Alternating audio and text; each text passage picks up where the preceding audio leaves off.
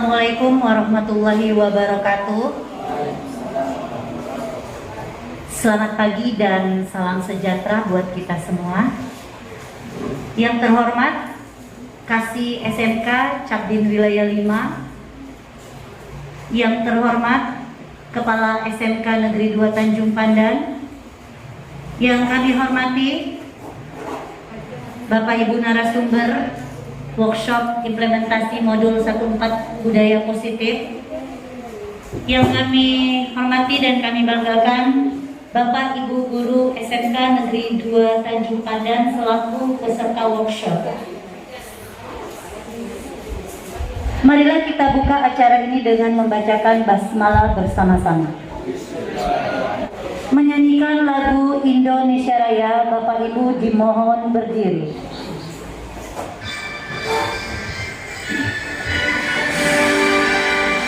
Indonesia Raya, tanah tumpah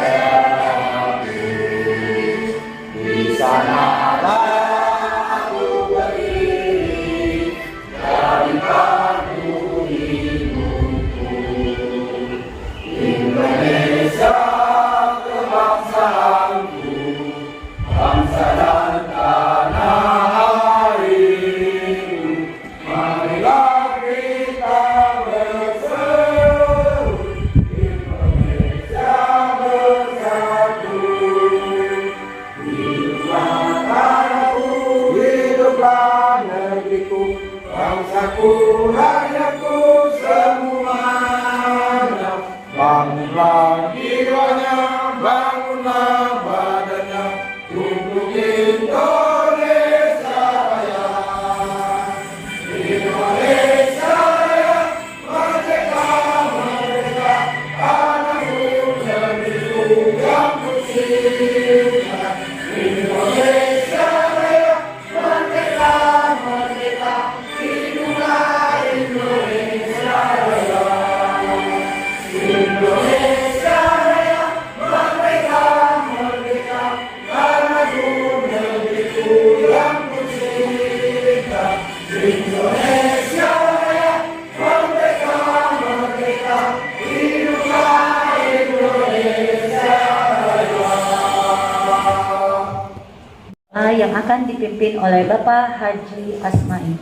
Kepada Bapak kami persilakan. Baiklah, kita sebelum melaksanakan kegiatan workshop implementasi modul 1 dan 1.4 budaya positif yang akan dilaksanakan oleh kawan-kawan guru penggerak, kita sama-sama berdoa kepada Allah Subhanahu wa taala. Alhamdulillahirabbil alamin, hamdas syakirin, yanbaghi li jalali wajhika wa 'azimi sultanik. Allahumma shalli ala Muhammad wa ala ali Muhammad.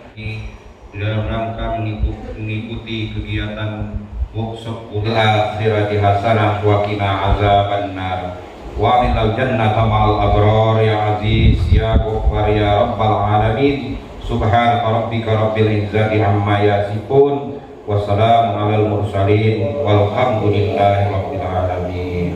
Taqabbalallahu minkum. Baik Bapak Ibu Guru peserta workshop, kita memasuki acara workshop kita yang akan dimulai mengenai perubahan paradigma belajar yang akan disampaikan oleh ibu kita yang sudah berada di depan kita, yaitu Ibu Maria. Ibu, kami silakan. Kasih SMK yang ditugaskan di wilayah 5, Belitung dan Belitung Timur. Ketika anak-anak itu mampu memberdayakan dirinya sendiri, berarti tugas kita sudah berhasil.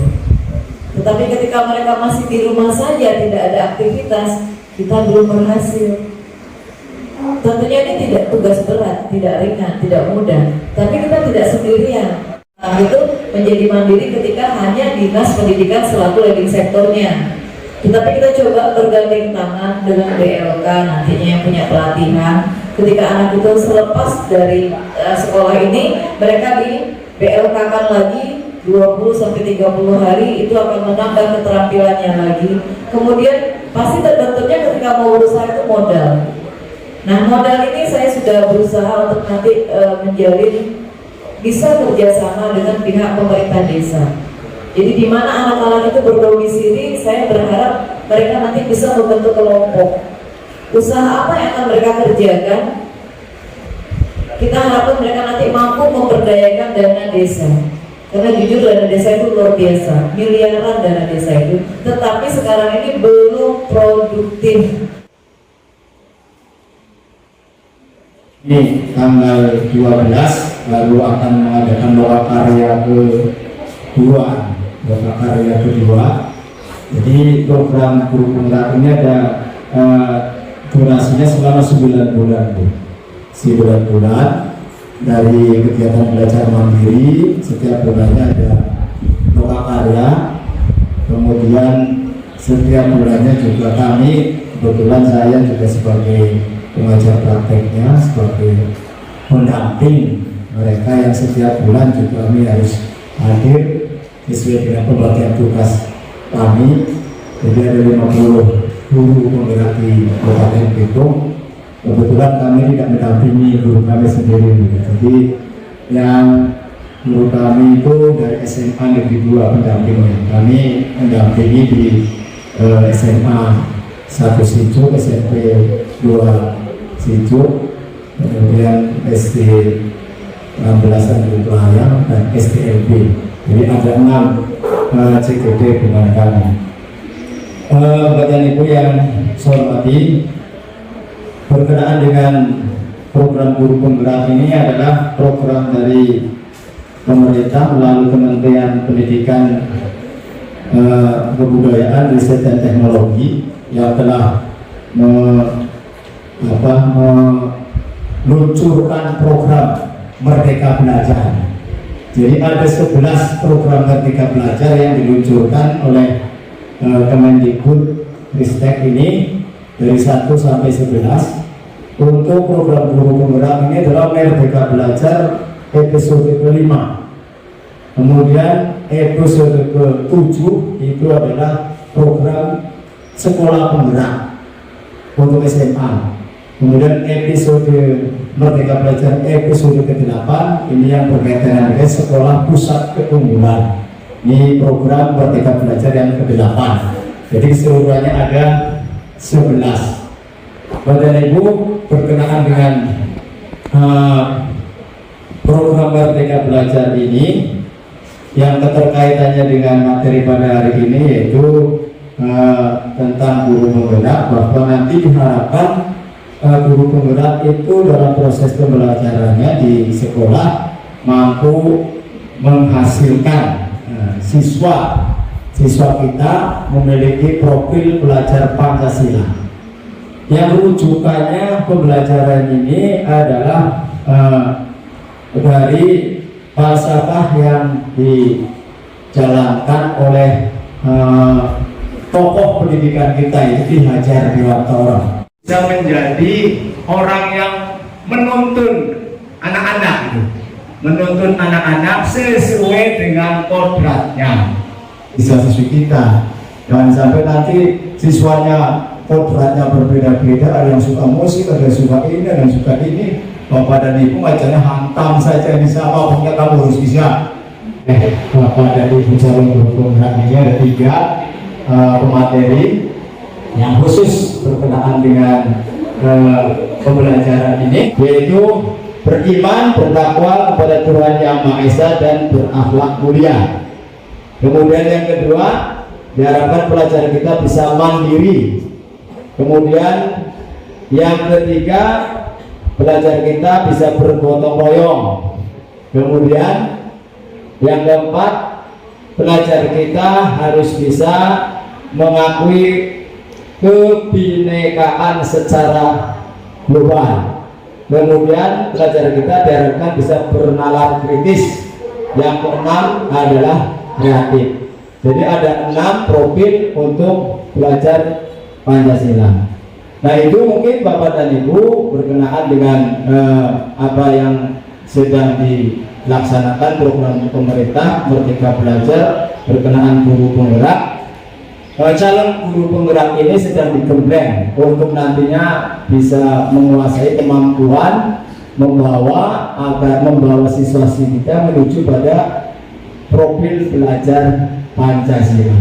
Yang di sini semuanya diharapkan kepada individu guru bisa menerapkan program budaya positif. Jadi dalam pelaksanaan pembelajarannya itu sudah dikemas dengan modul-modul yang harus dipelajari oleh para calon guru penggerak, yang selain mereka belajar secara teori juga mereka harus melakukan aksi nyata, mencoba menerapkan apa yang dipelajari dalam pelaksanaan kegiatan pembelajarannya di sekolah masing-masing. Nah ini sampai 9 bulan, sehingga untuk program Merdeka Belajar ke-5 ini, di sini para calon guru penggerak ini oleh pemerintah difasilitasi, diberi janji-janji itu nantinya pada saatnya nanti setelah lulus menjadi guru penggerak mereka akan diberi fasilitas sebagai calon kepala sekolah. Calon kepala sekolah. Nah ini tentunya harapannya dengan program guru penggerak ini ke depan nantinya pemimpin pembelajaran di sekolah adalah mereka-mereka yang memang sudah digembleng melalui program guru penggerak ini. Bapak dan Ibu yang saya hormati, mengingat materinya ini saya yakin cukup banyak, kemarin disebutkan kepada kami ada 7 materi yang akan diimbaskan oleh 3 orang guru penggerak ini kepada Bapak dan Ibu. Tolong Bapak dan Ibu ikuti, cermati, manakala ada hal-hal yang perlu ditanyakan atau didiskusikan, silakan didiskusikan. Karena kita punya 3 orang guru penggerak, jadi mereka bisa berdiskusi, Bapak dan Ibu juga bisa berdiskusi dengan 3 orang guru penggerak ini. Bagaimana sih semestinya nantinya diharapkan oleh pemerintah yang merupakan tujuan pendidikan nasional kita untuk mewujudkan profil pelajar Pancasila yang menjadi program pemerintah. Saya kira dari saya sudah cukup, terlalu banyak tadi rapat di awal sebelum masuk workshop juga sudah menyampaikan, takut bosan ya. Jadi kami akhiri berikutnya. Assalamualaikum warahmatullahi wabarakatuh.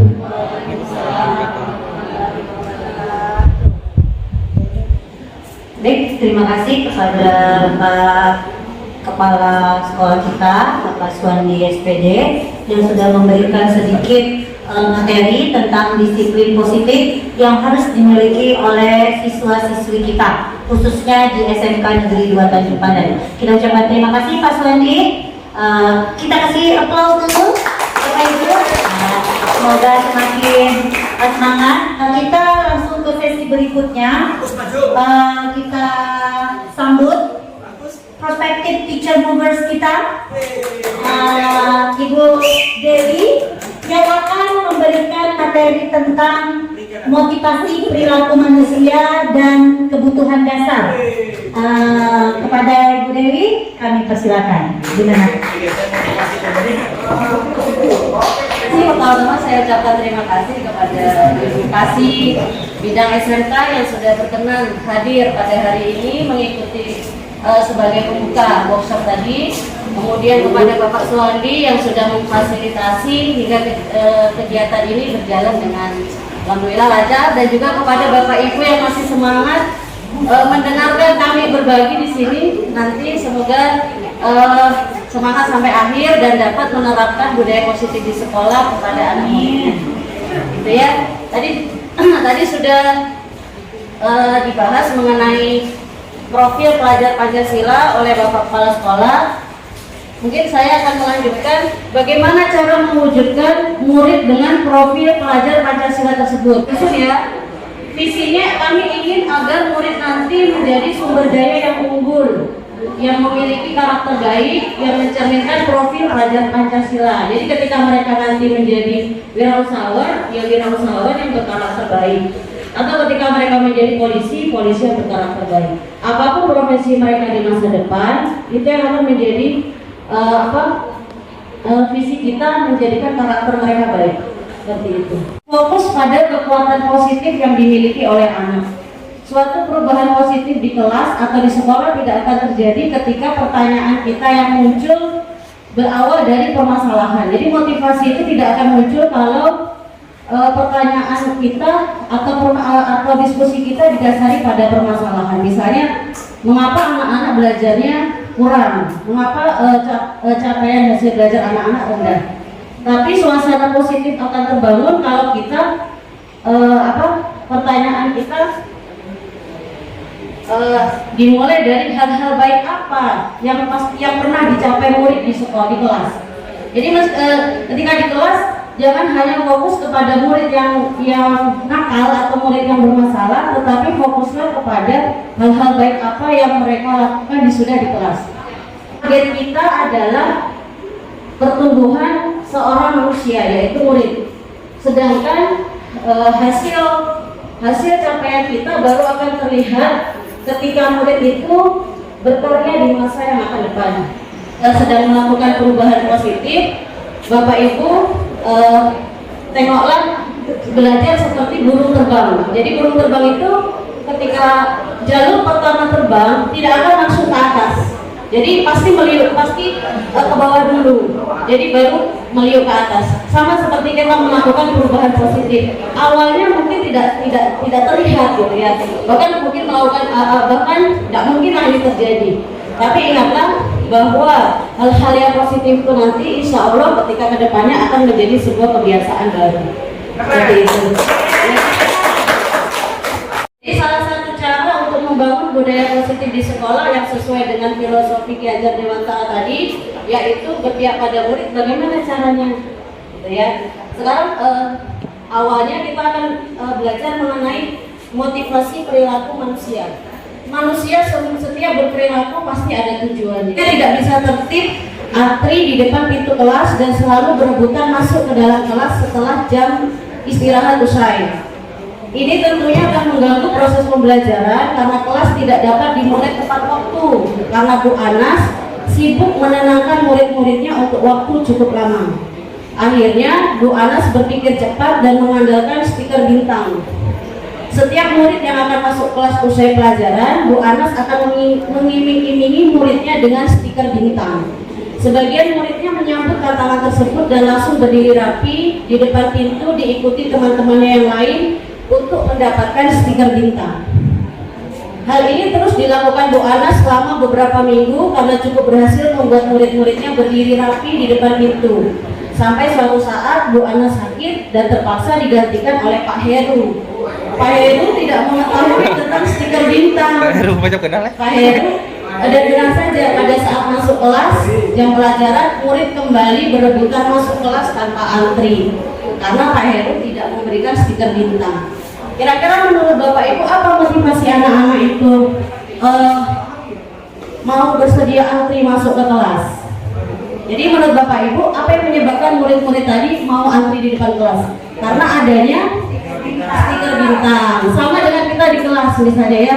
Kalau kalian masuk atau rapi, Ibu akan kasih misalnya ya bintang 5 gitu ya, atau mengerjakan tugas tepat waktu kasih nilai 110 misalnya gitu ya.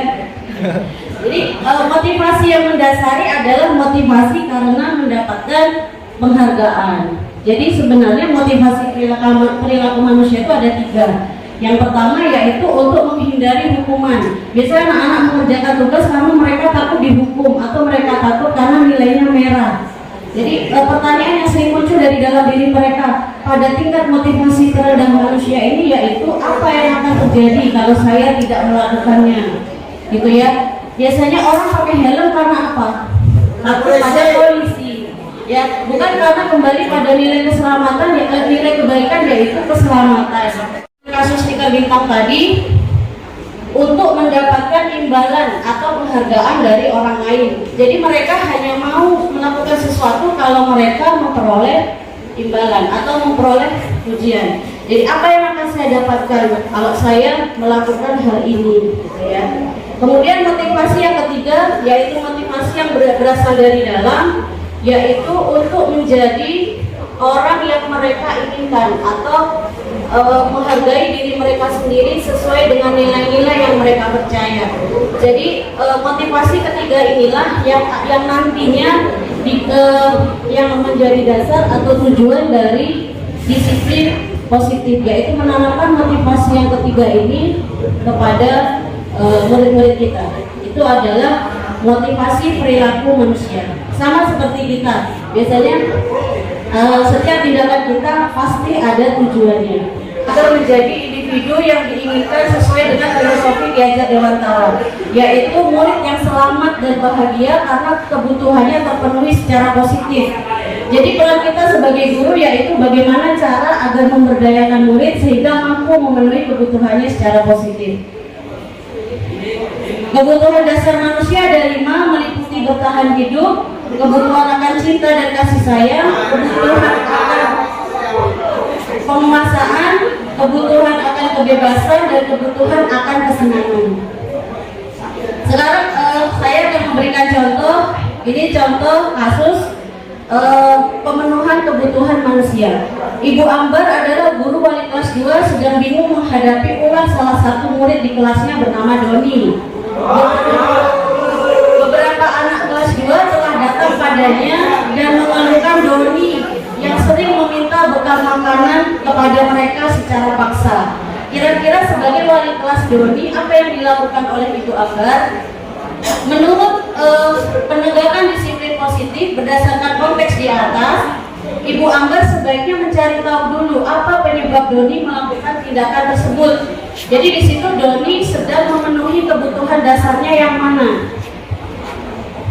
Kalau misalnya jawaban Doni ketika ditanya wali kelasnya, dia bertanya karena lapar Bu, ya, karena dia lapar dan orang tuanya tidak membawakan bekal makan siang, maka tindakan Doni itu untuk memenuhi kebutuhan dasar akan bertahan hidup.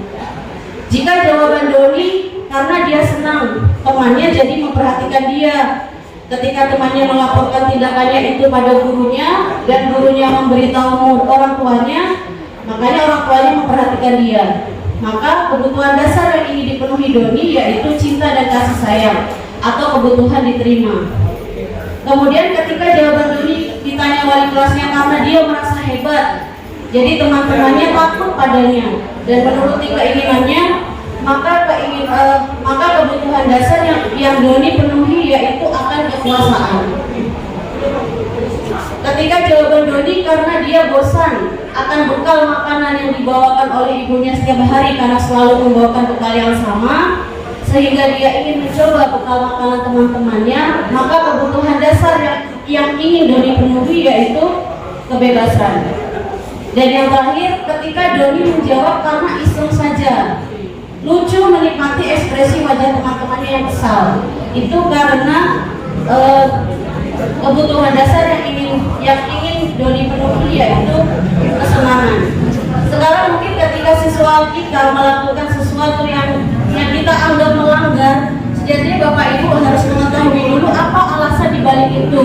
Misalnya siswa menggunakan seragam sekolah berbeda. Pertanyaan sudah kami ajukan di akhir, sudah semua presentasi. Saya akhiri kalau ada kata-kata yang salah. Wabillahi taufiq wal hidayah.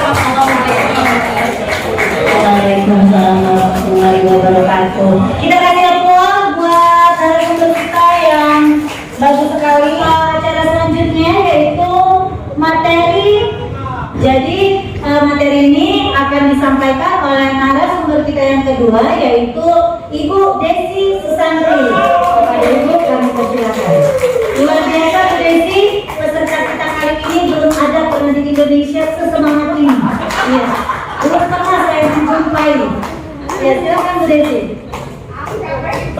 Yang saya hormati kepala sekolah dan rekan-rekan guru SMK Negeri 2 yang tetap semangat, semoga sampai akhir nanti bisa tetap semangat belajar bersama ya Bapak Ibu. Di awal ini saya ingin mengingatkan bahwa di sini saya hanya berbagi supaya kita sama-sama belajar untuk meningkatkan budaya positif yang ada di sekolah kita. Dalam kesempatan ini saya ingin berbagi tentang khususnya keyakinan kelas. Nah, sebelum saya berbagi tentang pengalaman saya menyusun dan menerapkan keyakinan kelas di dalam kelas, saya ingin berbagi informasi apa itu keyakinan kelas, seberapa penting keyakinan kelas, dan bagaimana menyusun suatu keyakinan kelas. Bapak Ibu, keyakinan kelas ini adalah salah satu ya. Jadi salah satu langkah untuk membangun budaya positif. Jadi langkah untuk membangun budaya positif agar tercipta atau terwujud lingkungan belajar yang aman, nyaman, dan menyenangkan bagi peserta didik, sehingga mereka mampu untuk mengembangkan semua potensi yang mereka miliki, baik itu akademik maupun non akademik, terutama ya pembentukan karakter mereka sehingga sesuai dengan nilai-nilai Pancasila seperti yang diamanatkan dalam Undang-Undang Nomor 20 Tahun 2003 Pasal 1 Ayat 1. Nah, Bapak Ibu, keyakinan kelas ini adalah langkah awal dalam upaya penegakan disiplin di kelas yang terutama, dan nantinya disiplin kelas akan berefek ke disiplin sekolah. Nah, apa itu keyakinan kelas? Apakah sama dengan peraturan kelas? Mungkin dua contoh pertanyaan berikut ini bisa mengajukan pandangan kita apa itu keyakinan. Nah, ini ada pertanyaan, mengapa misalnya kita memiliki peraturan tentang penggunaan helm pada saat mengendarai kendaraan roda 2 atau motor ya? Jadi pertanyaan mengapa kita memiliki? Nah, tentu mungkin jawabannya adalah untuk keselamatan ya Bapak Ibu. Nah, itu jawabannya yang benarnya. Terus juga mungkin ada pertanyaan mengapa kita memiliki peraturan tentang penggunaan masker dan mencuci tangan setiap saat. Ya, zaman pandemi ini kita dianjurkan untuk menggunakan masker dan mencuci tangan. Tapi kenapa kita memiliki aturan tentang penggunaan masker dan cuci tangan tersebut? Nah, tentu saja mungkin jawabannya adalah untuk kesehatan, bisa juga untuk keselamatan. Nah, Bapak Ibu, nilai-nilai keselamatan, kesehatan tadi itulah yang disebut dengan istilah keyakinan. Jadi ya, keyakinan itu adalah nilai-nilai kebajikan atau prinsip-prinsip dasar universal yang disepakati secara bersama, secara universal. Berarti kalau universal berarti lepas dari latar budaya, agama, dan bahasa ya. Dan ini juga menurut peneliti bahwa keyakinan itu, adanya keyakinan dalam diri seseorang itu dapat memotivasi lebih besar dalam diri siswa. Jadi dalam diri seseorang untuk menjalani keyakinan mereka dibandingkan mereka diberi aturan-aturan, dikasih tahu maksudnya mereka harus begini, harus begitu.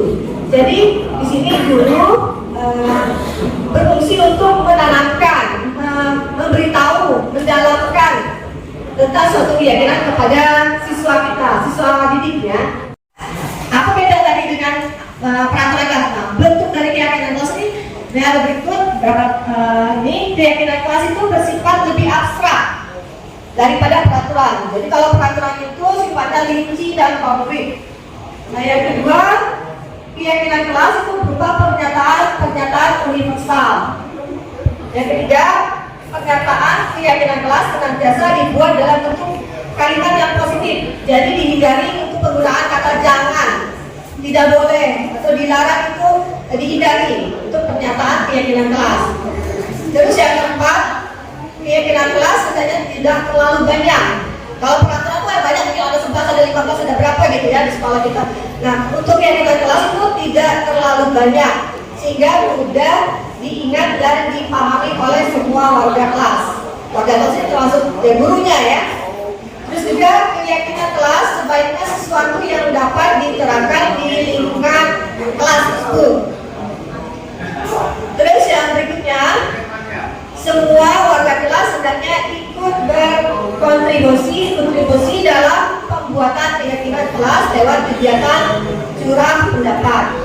Terus yang berikutnya adalah, nah, keyakinan kelas ini harus ditinjau. Jadi beberapa misalnya 3 bulan pelaksanaan penerapan itu harus dievaluasi koreksi apakah sudah sesuai atau masih banyak kekurangan-kekurangannya. Nah, ini prosedur pembentukan keyakinan kelas. Kalau saya kemarin melaksanakan pembentukan keyakinan kelas ini di awal semester 2 tahun 2022 ya. Jadi baru hampir sebulan yang lalu. Nah, jadi baru penerapannya pun baru.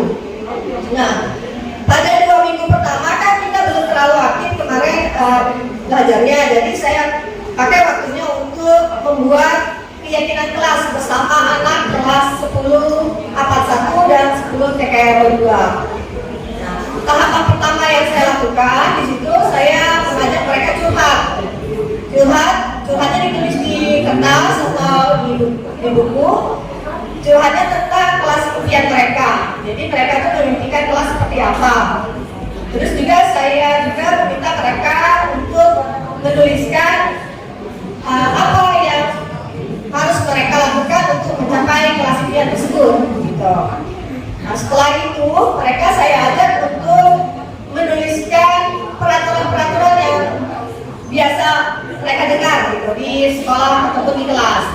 Nah, itu langkah berikutnya baru saya mempersilahkan murid-murid di kelas untuk bercurah pendapat tentang peraturan yang perlu disiapkan di kelas. Jadi di sini masih peraturan ya, karena kan keyakinan juga mereka baru dengar ya tentang apa itu keyakinan. Nah, terus yang kedua langkahnya adalah mencatat semua masukan-masukan para murid di papan tulis.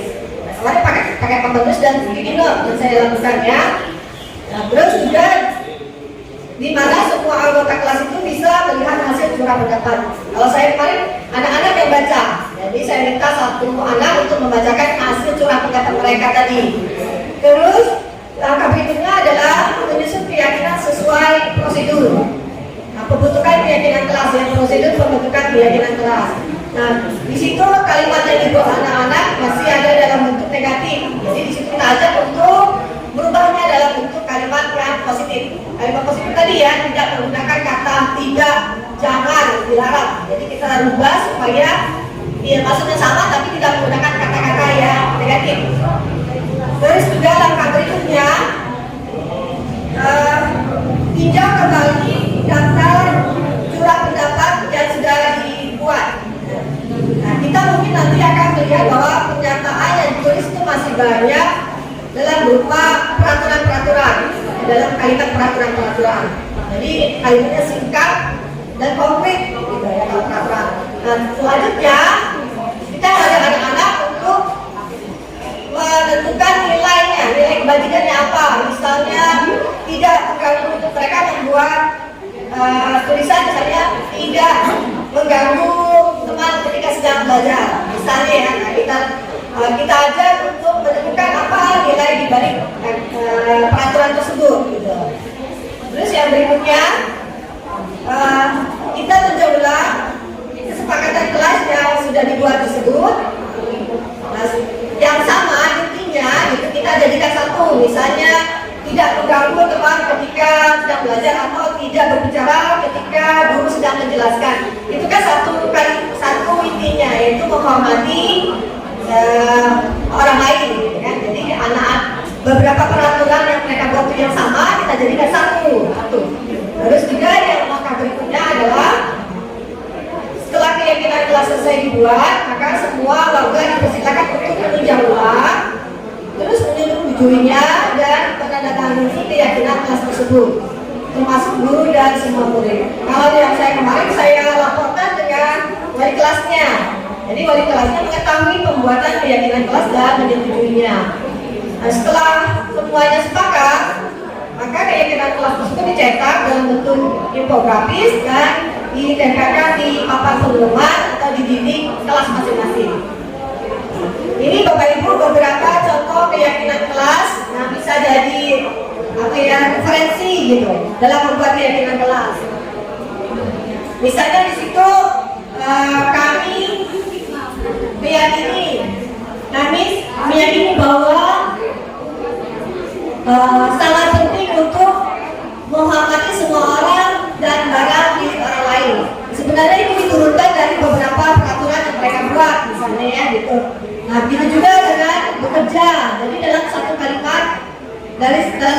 jadi beberapa aturan tadi dibuat dalam satu kalimat. Nah itu beberapa contoh, mungkin Bapak Ibu bisa mengkreasikan sendiri gitu bentuk-bentuk keyakinan kelas gitu. Nah untuk mendalami keyakinan kelas ini, jadi tidak hanya membuat keyakinan kelas ini tidak bisa dilaksanakan cukup satu kali, tapi di minggu keduanya dilakukan pendalaman keyakinan kelas. Nah tekniknya itu dengan cara mengajak mereka bertukar pendapat lagi gitu, dengan membentuk kelompok. Nah, masing-masing itu tugasnya adalah membuat tugas tentang apa yang menjadi tugas dan apa yang bukan menjadi tugas, baik guru maupun siswa. Jadi kelompok-kelompok tersebut dibagi, masing-masing tugasnya sama. Jadi membuat apa yang menjadi tugas dan apa yang bukan menjadi tugas. Nah, tugas guru misalnya di situ adalah mengajar, mendidik. Yang bukan tugas guru adalah menyakiti, disakiti. Nah ini mereka anak-anak yang bikin, anak-anak yang buat. Jadi mereka paham sendiri dengan apa yang mereka tulis. Nah, Bapak Ibu dalam pelaksanaannya membuat keyakinan kelas dan menerapkannya tentu saja tidak seperti 100% harus sesuai ekspektasi gitu ya. Nah, dalam perjalanannya itu dari awal semester itu ada aja kendalanya gitu ya. Dari siswa yang tidak ada, maksudnya ada siswa yang belum melaksanakan keyakinan kelas. Tapi dari pelaksanaan keyakinan kelas yang sudah saya lakukan itu ada hal-hal positifnya. Yang pertama, saya merasa lebih mudah mengontrol anak. Terus juga karena ini mereka yang buat, jadi mereka paham gitu. Jadi setiap saya masuk, saya ingatkan mereka tentang keyakinan kelas yang sudah mereka buat. Sehingga kontrol terhadap murid juga lebih mudah. Jadi anak-anak sering kali saya ingatkan seperti minggu kemarin gitu. Padahal mereka sudah membuat kesepakatan kelas untuk menggunakan pakaian sesuai harinya gitu. Tapi masih ada yang ternyata menggunakan pakaian olahraga. Nah itu tidak banyak, hanya satu orang, dan itu mereka saya ingatkan untuk mengganti pakaian karena sesudah pelajaran saya ada banyak olahraga. Nah saya ingatkan untuk mengganti pakaian gitu. Nah Bapak Ibu dari penerapan keyakinan kelas itu mungkin masih ada yang kendala atau kekurangannya, dan itu perlu evaluasi dan refleksi. Nah, mungkin saja dalam penegakan pelanggarannya itu mungkin belum maksimal gitu. Nah untuk penerapan penegakan peraturan bisa dilakukan restitusi. Jadi restitusi dan menempatkan diri, guru menempatkan diri pada posisi yang seharusnya gitu. Nah untuk lebih jelas tentang restitusi dan posisi kontrol dari seorang guru nanti mungkin akan dijelaskan oleh Pak Rudi Yuliadi Rudian dalam bahasan segitiga restitusi dan posisi kontrol seorang guru. Nah ini ya beberapa dokumentasi yang sempat saya ambil ketika melaksanakan keyakinan kelas, membuat keyakinan kelas. Nah ini merupakan curah pendapat mereka, itu ditulis di kertas. Nah tadinya itu ditempel di papan tulis gitu, dan dibacakan apa yang menjadi keinginan mereka, impian mereka terhadap satu kelas itu. Nah ini juga ketika mereka menempelkan hasil kesepakatan tersebut, jadi ditempelkan di depan kelas. Nah ini contohnya kesepakatan kelas dari 2 kelas ya, yang saya menerapkannya di 2 kelas.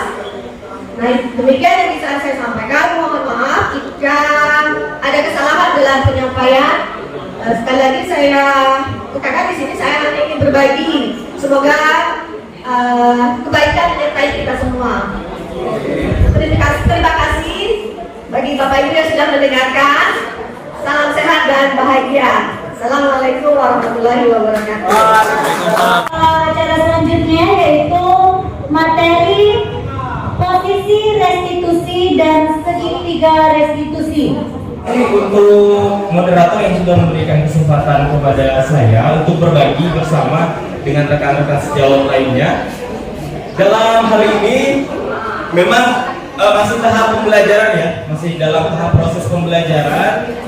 Dalam arti kita bersama-sama memadupadankan visi dan misi kita secara menyeluruh, secara confident kepada peserta didik kita dalam hal ini memang peserta didik merupakan objek utama kita dalam memerdekakan proses pembelajaran. Menindaklanjuti materi kita yang sudah disampaikan oleh rekan kami Bu Dewi dan juga Ibu Desi mengenai keyakinan kelas ya. Jadi kan keyakinan kelas itu akan muncul apabila kesepakatan yang sudah dibuat secara bersama antara siswa dan juga guru tadi. Sepakati keyakinan yang sudah kita buat secara bersama seringkali dilanggar oleh siswa kita ya, seringkali tidak diindahkan oleh peserta didik kita. Salah satunya selama proses pengerjaan tugas seperti itu. Yang seringkali kita sering memberikan teguran ya kepada siswa kita apabila kita melakukan tindakan seperti itu, illegal restitusi. Sekarang saya mau tanya, mungkin rekan-rekan semua ada yang pernah mendengar apa itu segitiga restitusi? Pernah mendengar sebelumnya? Segitiga biru tahu. Oke, terima kasih. Di sini akan kita paparkan bersama, akan kita kupas secara mendalam, secara bersama-sama. Mungkin dalam dunia konseling rekan kita sudah tidak asing dengan kata-kata seperti ini ya. Oleh karena itu, sebagai guru sangat berbeda pola pikir bagaimana kita menghadapi, menyelesaikan dan juga mensiasati siswa kita supaya lebih diterima di lingkungan mereka sendiri, minimal di dalam lingkungan kelas ya. Oke, untuk segitiga restitusi sendiri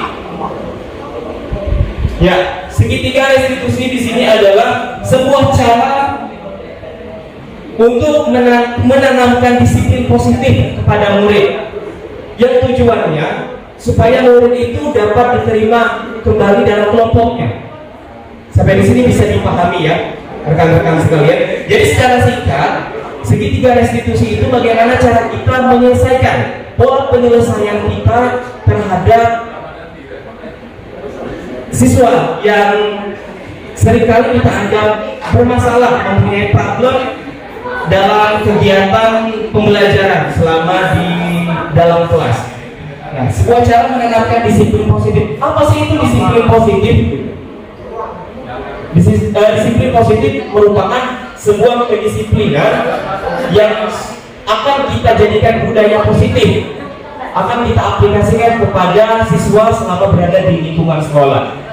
Positif tentunya ada yang negatif, tapi sejauh ini memang banyak negatifnya ya yang sering kita temui dalam lingkungan proses pembelajaran selama di dalam dan di luar sekolah. Oke, untuk selanjutnya, nah di sini ada segitiga restitusi, mungkin dapat terlihat nggak? Terlihat nggak Bapak Ibu? Oke, nah di sini ada segitiga restitusi, ada dua pola segitiga di sini, ada segitiga dalam dan luar, eksternal maupun internal. Kita perhatikan dulu yang di bagian dalamnya. Kalau di sini tidak terlihat, mohon maaf. Nah, ada di sini dia. Proses segitiga restitusi. Nah, di sini ada menstabilkan identitas. Proses kita menstabilkan identitas. Kita ambil satu contoh. Kita melakukan proses pembelajaran di dalam kelas. Ada siswa yang terlambat selama 30 menit. Dengan berbagai macam alasan, ya, entah itu terlambat bangun kesiangan atau ada kendala dan hambatan selama dalam perjalanan, ya, kita menstabilkan identitas. Pada saat kita menstabilkan identitas di posisi paling internal sekali di sini, menstabilkan identitas di sini kita menanyakan secara intim, artinya itu secara personal dengan siswa kita, menanyakan apa kendalanya, kemudian mengapa kamu melakukan hal seperti itu, ya, kita ajak mengobrol seperti halnya kita melakukan proses penyelesaian secara umum gitu. Jadi kita tidak semata-mata kita menjudge mereka gitu, tidak semata-mata oh kamu terlambat, kamu keluar kerjakan tugas di luar atau melakukan hukuman, ya, itu merupakan suatu tindakan dari kita sebagai manajerial di sini, bukan sebagai guru ya. Saya katakan di sini posisi kita bukan sebagai guru gitu ya. Kalau kita memposisikan diri kita sebagai guru, konotasinya umum. Tapi kita lebih menspesialkan diri kita sebagai seorang manajerial. Posisi paling tinggi nanti kita akan bahas di selanjutnya. Menstabilkan identitas. Kita ajak sharing, mengobrol apakah kendalanya, apakah yang bisa kita lakukan setelah kamu melakukan tindakan seperti ini. Bisa dipahami ya untuk menstabilkan identitas. Inti dari kenapa peserta didik kita, kenapa siswa kita melakukan hal demikian. Validasi tindakan yang salah di sini boleh kita tanyakan dengan dia, kesepakatan kelas yang sudah kita sepakati. Tentu kesepakatan kelas dari masing-masing guru satu dengan guru yang lainnya sungguh berbeda ya, berbeda sekali. Salah satunya materi yang sudah dipaparkan, disampaikan oleh rekan kami Ibu Desi tadi. Misalnya kalau terlambat masuk ke dalam kelas selama 15 menit tetap diizinkan masuk, tapi ada tugas tambahan seperti itu. Nah itu kan kesepakatan atau keyakinan kelas yang kita sepakati bersama dengan siswa kita. Ya, tidak boleh menggunakan kata jangan, tidak boleh menggunakan kata tidak. Kenapa? Dua kata itu tidak boleh digunakan. Karena kalau kita menggunakan dua kata tersebut, kita sudah melakukan proses hubungan mental dengan siswa kita. Salah satu contoh kemarin ada rekan sejawat kami yang menanyakan, Pak Rudi, apa yang hukuman yang pantas dengan siswa saya karena sering tidak masuk kelas? Apakah nyumbang berupa uang seperti itu? Apakah itu salah satu tindakan yang tepat untuk kita lakukan? Gitu. Tentunya kalau tindakan itu kita lakukan ada dampak negatifnya, ada berdampak negatif pada saat kita di kemudian hari. Jadi anak tadi menganggap kita sebagai sedikit-sedikit bapak atau ibu ini uang gitu, membelikan barang atau menghadiahkan sesuatu yang kurang bermanfaat seperti itu. Jadi itu sangatlah hal yang sensitif sekali sebetulnya. Oleh karena itu kita di sini kita sharing, belajar bersama, karena benar kata Ibu Kasih tadi, kita bukan Superman, kita super team ya. Kalau kita Superman kita mati konyol kerja sendirian. Tapi kalau kita super team kita dapat melakukan bersama-sama secara bertahap gitu. Validasi tindakan yang salah. Nah kemudian untuk posisi restitusi yang terakhir di sini menanyakan keyakinan, Tentu kalau saya sendiri, saya pribadi jarang mendengarkan apa penyebab siswa tadi melakukan pelanggaran yang ada di sekolah. Itu dulu gitu. Saya pernah di posisi seperti itu gitu. Jadi setelah kita memahami bagaimana sih proses segitiga restitusi ini dapat berjalan dengan baik, dengan lancar apabila kita menerapkannya secara disiplin gitu kepada diri kita sendiri untuk dilakukan pada saat kita menghadapi siswa yang bermasalah. Menanyakan keyakinan. Ya ini adalah posisi yang terakhir. Jadi di posisi menanyakan keyakinan, disinilah ada posisi penyelesaian. Kemudian ada tadi kita melakukan kembali lagi ke keyakinan kelas yang sudah kita sepakati sebelumnya seperti itu. Saya punya ilustrasi, mungkin salah satu rekan-rekan ingin kita baca bersama. Ya. Mohon waktunya sebentar. Nah, di sini ada ilustrasi, ada cerita, ya, ada cerita cara menyelesaikan, bagaimana sih cara menyelesaikan masalah yang terjadi pada siswa kita.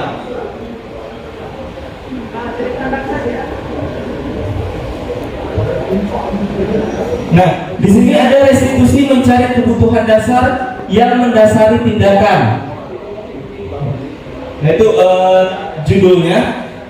Untuk membantu murid, hal ini kita lakukan untuk membantu murid mengenali kebutuhan dasarnya. Apa sih yang dibutuhkan oleh siswa kita tuh sebenarnya? Jarang loh kita melakukan tindakan. Apa sih yang kamu butuhkan selama proses pembelajaran? Selama proses pembelajaran bapak atau ibu gitu. Nah ini, nah untuk tadi yang sudah disampaikan, rentan sekali kita dapati tidak keyakinan yang seringkali dilanggar ya, keyakinan yang seringkali dilanggar. Oleh karena itu di sini ada 5 posisi kontrol. 5 posisi kontrol kita sebagai seorang guru, sebagai seorang pendidik kita yang menjatuhkan kita pada posisi paling tinggi nantinya. Nah, untuk 5 posisi kontrol di sini ada posisi paling low sekali, paling rendah sekali yang sering kita lakukan, yang sering kita gunakan apabila kita menyelesaikan masalah siswa kita sebagai penghukum. Nah, ini adalah posisi kita sebagai penghukum. Ini posisi kita paling rendah di sini. Ya, posisi kita paling rendah sebagai penghukum.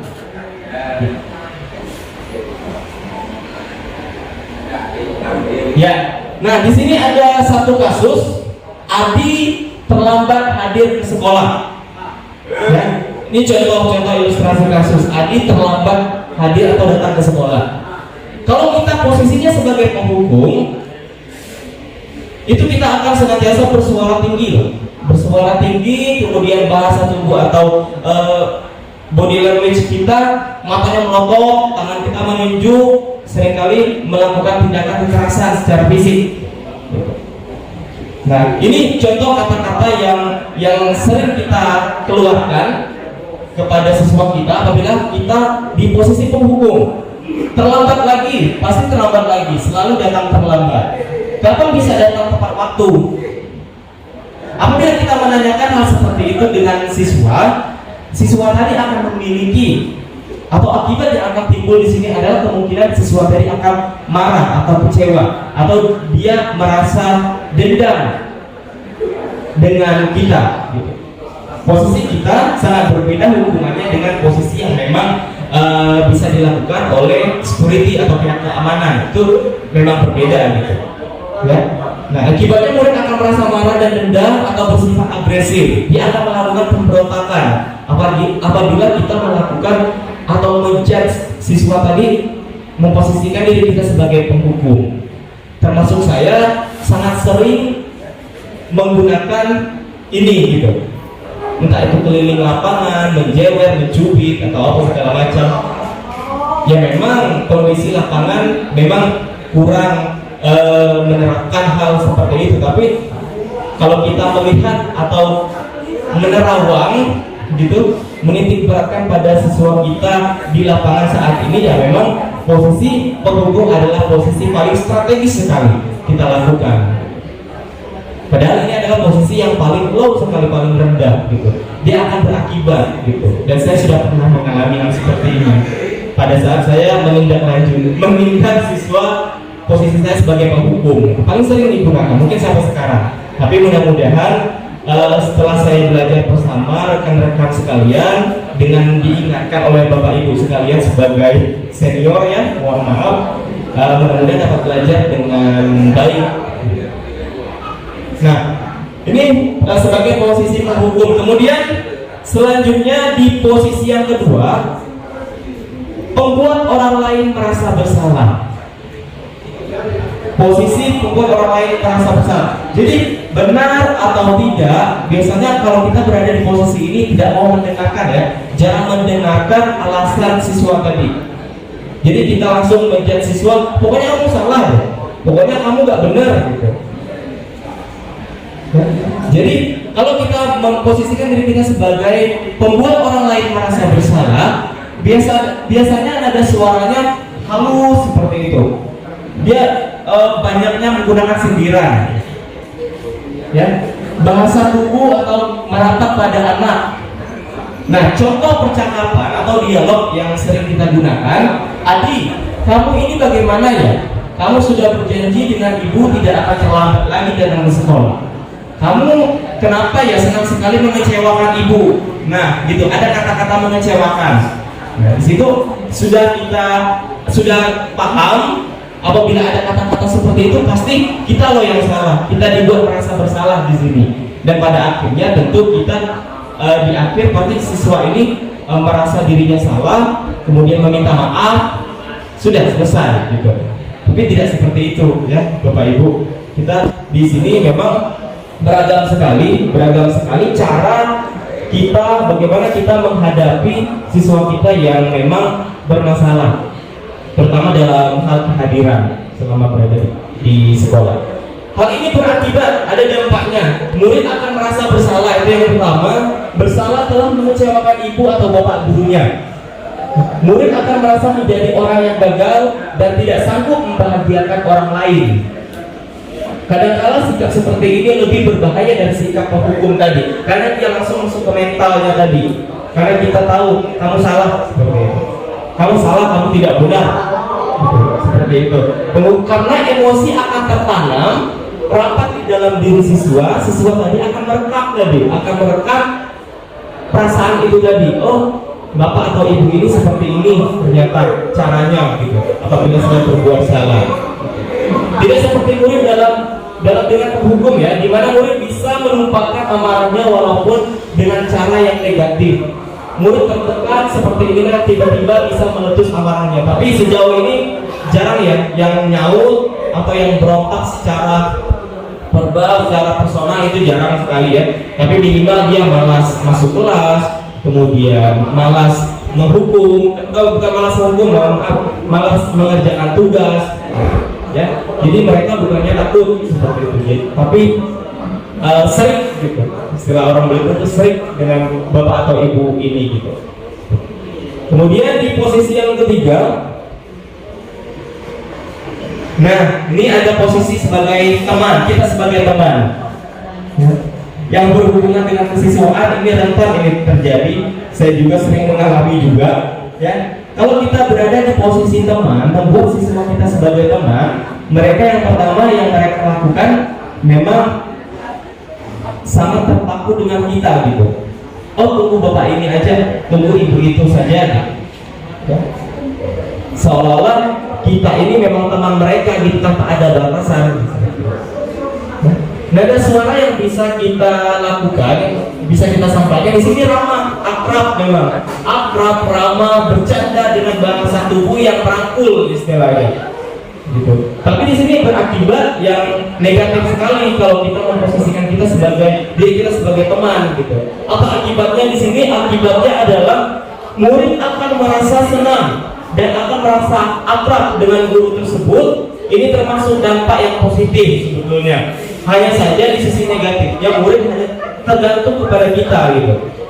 Jadi tidak ada inisiatif mereka untuk melakukan tindakan yang positif sesuai yang kita harapkan tadi. Apabila kita memposisikan sebagai teman, sebagai salah satu tim kesiswaan di sini, saya rentan juga berada di posisi seperti ini, posisi sebagai memposisikan diri saya sebagai teman. Gitu. Kemudian selanjutnya, nah di sini ada posisi pemantau. Biasanya dalam posisi pemantau di sini kita mengamati siswa-siswa kita mengamati peserta didik kita dengan bahasa tubuh yang formal sekali, ya. Adi, tahu kan kamu ini jam berapa? Atau jam berapa kita mulai? Tahu tak? Kamu terlambat 5 menit. Apakah kamu sudah mengerti apa yang harus dilakukan bila terlambat? Nah, ini kita keyakinan yang sudah kita buat bersama tadi di dalam kelas. Paham Pak, saya harus tinggal kelas pada jam istirahat nanti dan mengerjakan tugas ketertinggalan saya. Ya benar, nanti pada saat jam istirahat kamu harus sudah di kelas untuk menyelesaikan tugas yang tertinggal nanti. Saya tunggu. Ini masih hal yang wajar, yang umum kita lakukan gitu. Tapi ini juga berakibat. Ini berakibat. Apa akibatnya di sini? Murid atau siswa tadi memahami sanksi yang harus dijalankan karena telah melanggar salah satu peraturan sekolah atau peraturan kelas. Guru tidak menunjukkan suatu emosi yang berlebihan memang, ya, menjadi marah atau membuat merasa berbuat salah tadi, merasa bersalah. Murid tetap dibuat tidak nyaman, yaitu dengan harus tinggal kelas pada waktu jam istirahat dan mengerjakan tugas. Tujuan pembelajaran saat ini memang merdeka belajar, ya, dalam arti merdeka belajar bukan semata-mata membebaskan mereka untuk belajar apa saja, Tapi kita sebagai manajerial di dalam kelas, sebagai guru dan pendidik mereka, kita memposisikan tetap membimbing, memfasilitasi dan mengarahkan siswa kita untuk proses pembelajaran itu seperti apa. Hari ini belajar apa, bagaimana prosesnya, bagaimana tujuan pembelajaran dapat tercapai dengan baik, seperti itu. Ya. Nah, ini untuk posisi pemantau. Ini umum sekali juga kita lakukan ya, pemantau dan penghukum tadi. Nah, di sini yang terakhir ada posisi paling tinggi, top tadi, paling tinggi yaitu posisi manajerial. Nah, di sini adalah posisi manajerial. Ini adalah posisi yang paling tinggi, yang paling sulit juga untuk dilakukan apabila kita memposisikan diri kita sebagai seorang manajerial untuk mereka. Nada suaranya tulus, bahasa tubuh tidak kaku, kemudian mendekat kepada murid. Karena memang tujuan pertama dari filosofi pendidikan Ki Hajar Dewantara tadi berfokus pada siswa, pembelajaran yang berfokus kepada siswa. Seperti itu. Nah, dialognya seperti ini. Adi, apakah kamu mengetahui jam berapa sekolah dimulai? Tahu Pak, jam 7. Ya, jadi kamu terlambat. Kira-kira bagaimana kamu akan memperbaiki kesalahan ini? Jadi ada proses timbal baliknya ke siswa terkait dengan keyakinan kelas yang sudah kita buat dan kita sepakati secara bersama. Baik, katanya. Saya bisa menanyakan teman saya Pak untuk mengerjakan tugas yang tertinggal. Baik, itu bisa dilakukan. Apakah besok akan ada masalah untuk kamu agar bisa hadir tepat waktu ke sekolah? Jadi di sini kita memberikan kesempatan kepada siswa kita. Ya. Tidak Pak, saya bisa hadir tepat waktu. Baik, saya hargai usahamu untuk memperbaiki diri. Jadi di sini kita sama-sama memperbaiki diri, sama-sama memberikan kesempatan, mendengarkan apa yang menjadi kebutuhan dan apa yang menjadi keinginan siswa tadi atau murid tadi. Ya, pada posisi manajerial di sini memang tulus artinya kita sebagai penyelesaian dari masalah mereka tadi tidak perlu marah gitu, tidak perlu meninggikan suara, apalagi menunjuk jari ke murid gitu. Ya. Kita berbicara secara santai, keyakinan kelas apa yang sudah kita sepakati, kenapa kamu terlambat, ini loh konsekuensinya, ya. Bisa dipahami ya Bapak Ibu? Ya. Nah, ini terkait dengan 5 posisi kontrol tadi. Jadi itu saja yang dapat saya paparkan di sini terkait posisi dan segitiga restitusi. Untuk itu saya kembalikan ke moderator. Terima kasih. Wassalamualaikum warahmatullahi wabarakatuh.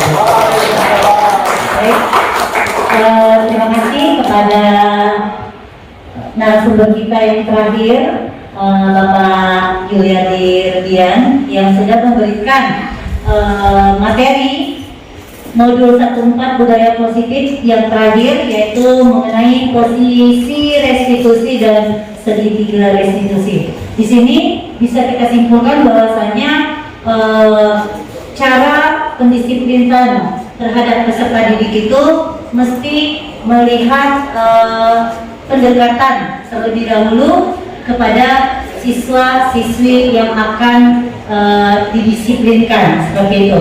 Tidak harus menghukum mereka secara fisik, tapi mengajarkan bagaimana mereka menyadari bahwa mereka sedang melakukan kesalahan. Terima kasih banyak Bapak Rudi. Baik Bapak Ibu peserta workshop, di sini saya selaku moderator akan membuka sesi tanya jawab bagi Bapak Ibu yang ingin bertanya mengenai seputar materi workshop kita pada siang hari ini. Bisa kita buka sekarang mengenai perubahan paradigma belajar atau disiplin positif, motivasi perilaku manusia, kebutuhan dasar, keyakinan kelas, dan posisi restitusi serta segitiga restitusi. Baik, kami buka sesi tanya jawab bagi Bapak Ibu peserta yang ingin bertanya langsung kepada 3 narasumber kita, kami persilahkan. Bapak Ibu pemateri, terima kasih buat materi yang sudah di-share kepada kami, membuka wawasan baru bagi kami. Paling tidak ada gambaran, oh ini yang dipelajari di CGP, dan kami kelak-kelak. Ini benar. Oke, saya tertarik dengan materi yang pertama yang disampaikan dari Bu Dewi tadi. Dari contoh kasus, ternyata dari satu masalah itu bisa dianalisa kenapa itu terjadi, dan punya banyak ragam alasan kenapa itu terjadi. Alasannya sesuai dengan kebutuhan dasar dari kenapa tindakan itu terjadi. Begitu ya Bu Dewi ya, kalau saya tidak salah ya, sesuai dengan kebutuhan dasar. Saya mau tanyakan Pak, Bu, kalau melihat alasan terjadinya tindakan itu karena bisa dianalisa dengan apa kebutuhan dasar yang mendasari perbuatan itu terjadi, artinya solusinya pun akan berbeda-beda, benar tak Bu? Ya, berdasarkan kebutuhan dasarnya. Oke, yang ingin saya tanyakan selanjutnya, mungkin ini ada kaitannya dengan materi yang disampaikan Pak Rudi tadi, yang restitusi tadi. Bagaimana kita sebagai guru meyakinkan bahwa alasan dia itu, meyakinkan kita bahwa maaf, siswa kita berkata jujur untuk alasan yang dia sampaikan. Saya tidak muluk-muluk, kita tahu sendiri kondisi anak didik kita, ya. Kalau dia masalah berargumentasi segitu hebat dia menyampaikan alasannya. Kita meyakinkan bahwa itu alasan yang tepat dan benar, supaya kita tahu juga tindak lanjutnya yang tepat dan benar. Mungkin hanya itu saja. Terima kasih. Saya mengingatkan kembali bahwa peran kita di sini itu, sekolah itu ibaratnya tanah. Tadi kan kalau murid kan ibaratnya biji padi. Petani bisa membuat padi itu tumbuh subur. Ya, kita bisa memberinya pupuk, kita bisa memberinya air, tetapi kita tidak bisa merubah kodratnya padi menjadi jagung. Sama dengan di sekolah. Jadi di sekolah itu, kalau menurut filosofi Kaidah Dewantara, sekolah itu adalah tanahnya. Jadi kita adalah penggarapnya. Jadi di situ sekolah itu bagaimana cara kita menciptakan lingkungan yang aman, nyaman untuk anak-anak belajar di sini. Jadi kenapa hal itu penting? Karena kita sebagai guru tadi menuntun. Jadi anak dengan kodrat yang baik, anak dengan sifat yang sudah baik, perlu dituntun supaya meningkatkan kecerdasannya. Selain itu, perlu dituntun untuk menghindarkan pengaruh-pengaruh jahat.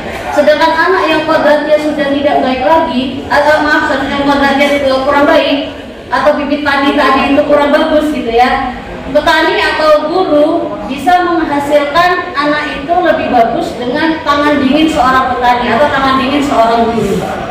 Jadi kalau sudah bibit awalnya kita tahu sudah tidak bagus gitu ya, kemudian kita tidak tuntun, kita tidak dapatkan pendidikan, maka otomatis bibit padi tadi akan menjadi, mungkin tumbuh tapi tidak optimal. Sama dengan siswa kita, mungkin akan tetap tumbuh tetapi memiliki karakter yang kurang baik. Nah, menurut ujian tadi terkait dengan pertanyaan ujian, bahwa motivasi dasar tadi untuk siswa adalah bagaimana cara kita menanamkan motivasi yang berasal dari dalam Ibu Subucia ya.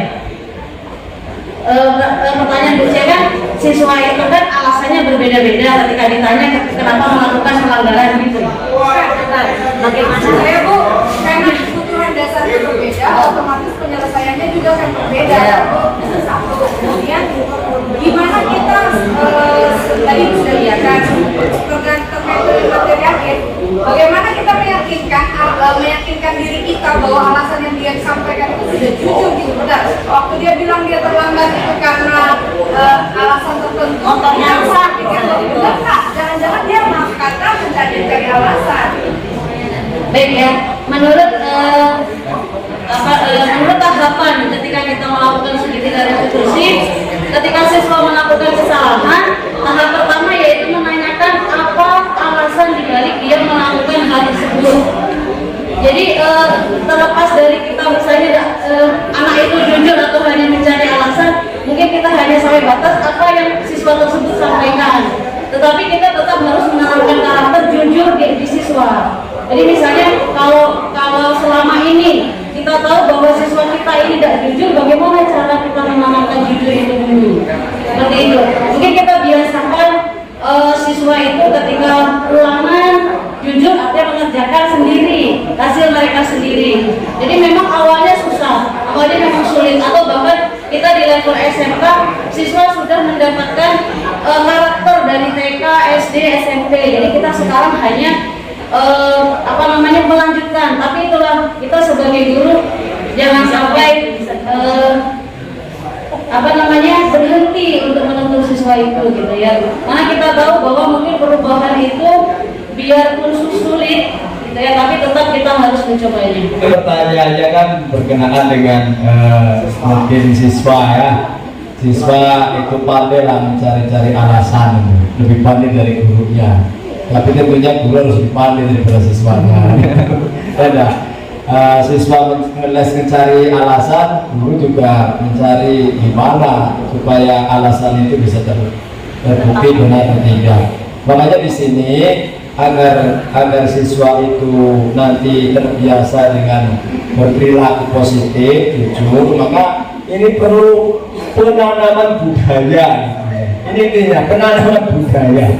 Nah, bagaimana kita mengkondisikan agar siapapun siswanya yang ada di sekolah kita itu terbudaya gitu. Jadi budaya misal tidak jujur, itu rasanya kalau bohong itu tidak pada tempatnya di sini, karena salah tempat. Karena kalau sudah di SMA 2, wah tidak ada orang yang tidak jujur kan itu. Makanya inilah perlu penanaman budaya positif, yang mana namanya menanam itu tadi budaya. Nah, menanam itu kan merupakan proses yang cukup panjang ya. Kalau ibu menemukan saat ini, nah itu kan tadi disampaikan oleh Bu Dewi, itu sudah hasil dari proses yang sebelumnya. Kemudian kita punya kewajiban tatkala apa yang kita harapkan terhadap siswa tidak sesuai. Nah, disinilah kita melanjutkan proses tadi pemupukan, kan? Yang menanamkan tentunya mungkin dari orang tua gitu ya, awalnya yang menanam gitu. Dari lahir ditanam, itu kita orang tua tanam di tanah, di rumah, masuk ke sekolah. Ini satu perjalanan di mana dia nanti tumbuhnya sesuai dengan, tentunya diharapkan kita sebagai penggarap itu, sebagai petani yang tugasnya memelihara tanaman itu, kita harus punya trik-triknya. Makanya utamanya adalah tadi hal-hal yang positif itu diharapkan sudah menjadi budaya di satu tempat gitu. Kalau itu belum menjadi budaya, pulang nggak apa-apa. Ini kan itu belum menjadi budaya gitu. Gurunya pulang nggak apa-apa dengan siswanya pulang dengan gurunya, sudah menjadi budaya gitu, budaya negatif gitu yang di sini kita kembangkan. Sehingga di sininya perlunya kita tadi bahwa sekolah ini menjadi lahan untuk kita menanam, siswa adalah tanamannya, guru ini sebagai penggarapnya. Nah, bagaimana mengkondisikan supaya bibit model apapun kalau ditanam di tanah di SMK itu akan tumbuh menjadi baik gitu. Tadi misalkan bibitnya jelek gitu kan, bibitnya jelek, begitu ditanam di SMK, itu karena tanah di SMK sudah dikondisikan itu. Nah, bagaimana mengkondisikan tanah ini? Dari antaranya kalau kita bertani tadi, kalau tanahnya kering, kita siapkan airnya. Kalau tanahnya banyak mengandung asam, kita beri kapur ya, di kapur. Kalau tanahnya kurang humus, kita carikan pupuk kandang gitu kan. Ini ada upaya kita agar tanah kita itu menjadi tanah yang tadi subur untuk siapa saja yang jatuh di tanah kita. Makanya ini satu kewajiban kita bersama, agar siapapun yang datang ke sini, meskipun dari SMP-nya bunga kayak apapun, begitu masuk jatuh di tanah SMK. Nah, kalau almarhum dulu Pak Rapeli enggak, sekolah kita yang katanya masuk kucing keluar harimau katanya dulu ya. Gimana sih dengan masuknya kucing begitu keluar jadi harimau, ini kan sungguh luar biasa ya. Kehebatannya saya nggak bisa mengubah kucing menjadi harimau. Karena dilihat dari sisi positifnya kan gitu ya, dan gampang merubah kucing jadi harimau. Nah itu kan sisi positifnya. Kalau sisi negatifnya mungkin dinilai dari tadinya kucing itu nurul terus begitu sudah kemudian siapa orang-orang itu kan. Nah ini kepada ibu itu usia ya. Jadi tidak berupa instan untuk bisa membuat atau kita mendapatkan siswa kita itu. Mungkin pertama mendapati anak ini kan rajin gula, tapi katanya mau kemih, tahu-tahu makan kan gitu. Jujur saja sebenarnya kan seperti itu. Jadi kan tadi kan beri pengertian nikah itu ibu tidak melarang nih kalau kamu keluar dari kelas ngomongnya mau ke kantin daripada kau ngebut ke WC, tahu-tahu WC-nya di kantin itu. Nah itu kan ya kita kan tahu dari ibu kan nanti lebih pintar. Oh kamu nggak ke WC, berarti pintar lagi gitu ya. Iya bu, tapi saya sebelum ke kantin ke WC dulu. Kan itu. Nah itu kan itu kebanggaan mereka gitu. Tapi ya itu tadi. Ini perlu pembudayaan gitu ya. Jadi pembudayaan. Jadi bagaimana kan kita harapkan kalau misalkan anak itu, kalau memang kamu mau ke WC dan ke kantin, ya permisinya lengkap bisa juga. Ya permisinya lengkap. Bu, saya mau ke WC, udah itu mau ke kantin, kan bisa juga. Kan itu. Atau mungkin satu persatu. Bu, saya ke WC, kemudian masuk bu. Apa tuh mau kantin, itu kan hal seperti itu akan bisa terjadi pada siswa kita manakala di sini sudah terbudaya gitu. Tapi kalau tidak terbudaya, makanya dari sisi ini mungkin dari salah satu guru ibu Bujia misalkan, biarlah kan gitu ya. Kalau mendapati anak tadi permisi ke WC, kemudian ternyata kita tahu tidak ke WC, tahu ke kantin, masuk kita tahu ke kantin, tadi tidak ke WC. Kalau gurunya udah biarkan saja, itu membuat budaya mereka berkembang untuk negatif gitu. Tapi kita punya kewajiban. Jadi kalau misalkan nggak buang gitu ya tahu dengan orang tua itu bergula, secara mental, secara budaya positif dan bagus. Jadi kelak kalau misalkan mau ke WC ya ke WC lah. Kalau setelah ke WC selesai kemudian rasa lapar, jangan diteruskan, kami dan izin kantin. Nah, ini kan budaya yang itu akan terbentuk manakala kita sudah membiasakan atau membudayakan tempat kita. Saya kira itu mungkin. Baik, masih ada di sesi ini yang ingin bertanya Bapak Ibu. Baik, siap Pak Sukoco. Apa yang dikeluarkan oleh Ihajar Dewantara, yaitu Ingarso Tidodo, Imadio Mamun Kalso Tuturi Handayani. Tolong aku arti no sebenarnya, no hakiki dari ketiga arti itu, baik bagi orang lain, peserta didik, maupun bagi yang memberi pendidikan. Nah itu, kalau memang hakikinya begitu, kemudian diimplementasikan lagi ke sebagai guru penggerak, itu bagaimana? Jadi tadi pertanyaan pertama yang saya tangkap yaitu semboyan pendidikan menurut Ki Hajar Dewantara yaitu Ingarso Surtulodo, Ingmadio Mangunkarso dan Tuturi Handayani. Sebenarnya kita sepintas hanya mendengar apa sih artinya gitu ya. Kalau secara yang saya pelajari, Ingarso Surtulodo itu artinya guru di depan harus menjadi teladan atau panutan. Panutan itu artinya panutan bagi peserta didik dan juga panutan atau teladan bagi teman sejawatnya. Kemudian yang kedua, Ingmadio Mangunkarso, guru harus selalu berada di tengah-tengah muridnya. Untuk apa? Untuk selalu membangun semangat dan ide-ide mereka untuk berkarya di masa depan. Kemudian yang ketiga, Tuturi Handayani, itu adalah semboyan pendidikan kita ya, yaitu guru harus selalu mampu menuntun, menopang dan mengarahkan ke arah yang benar untuk murid-muridnya hingga mencapai keselamatan dan kebahagiaan yang setinggi-tingginya. Itu adalah arti dari semboyan yang sering kita dengar tentang Ingarso Tulodo, Ingmadio Mangunkarso, dan Tuturi Handayani. Kemudian mengenai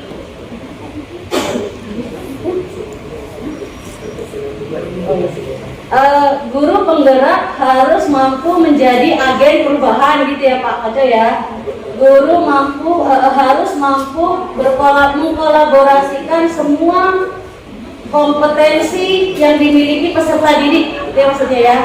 Jadi tema pendidikan kita yaitu Merdeka Belajar. Merdeka Belajar artinya di sini bukan artinya siswa seenaknya sendiri dalam belajar, itu bukan. Jadi yang dimaksud dengan Merdeka Belajar yaitu siswa itu harus kita ketahui dulu potensi atau hal-hal baik atau minat bakat mereka yang nantinya bisa guru kembangkan untuk menumbuhkan atau menanam siswa tersebut sehingga menjadi individu yang sesuai dengan tadi profil pelajar Pancasila. Jadi yang artinya di sini setiap siswa itu pasti memiliki hal yang baik. Jadi ketika kita melihat siswa, kita lihat dulu positifnya apa. Jadi dari positifnya itu yang nantinya akan kita kembangkan sehingga siswa dapat kita tuntun sesuai dengan sehingga mendapatkan nilai-nilai Pancasila atau profil pelajar Pancasila tadi. Mungkin bisa ditambahkan?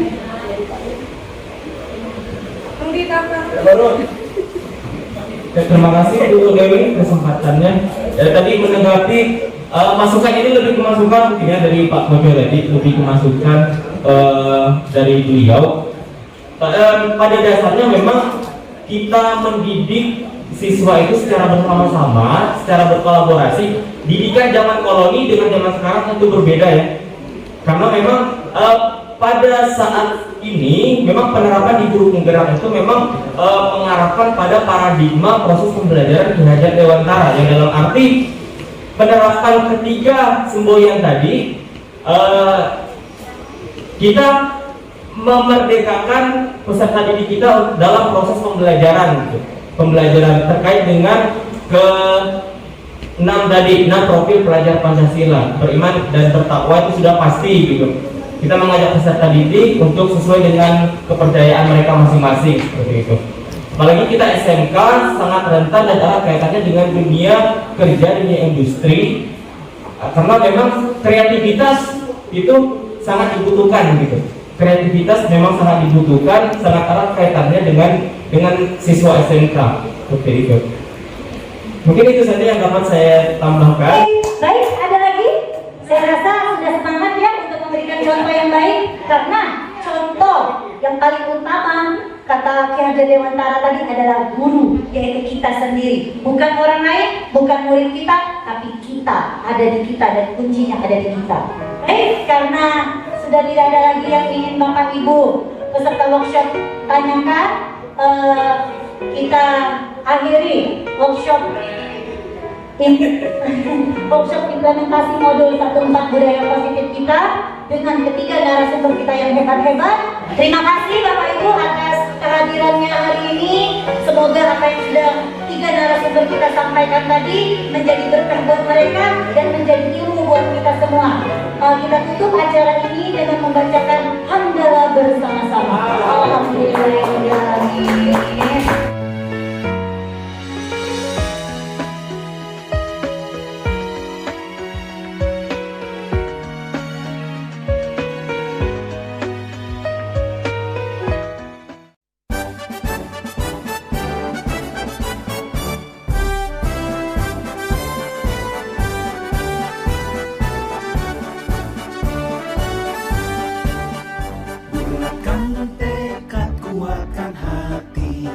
Negeri ini memanggilmu kawan.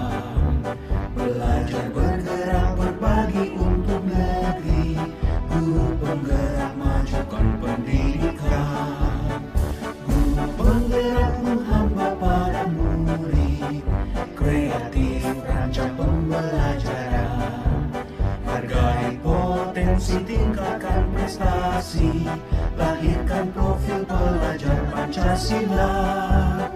Belajar, bergerak, berbagi untuk negeri, kita menjalin kolaborasi.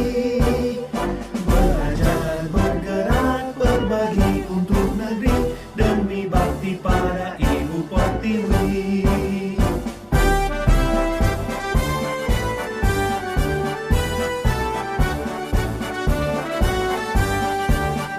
Bulatkan tekad, kuatkan hati, negeri ini memanggilmu kawan. Belajar, bergerak, berbagi untuk negeri, guru penggerak majukan pendidikan. Guru penggerak menghamba pada murid, kreatif rancang pembelajaran. Hargai potensi, tingkatkan prestasi, lahirkan profil pelajar Pancasila. Belajar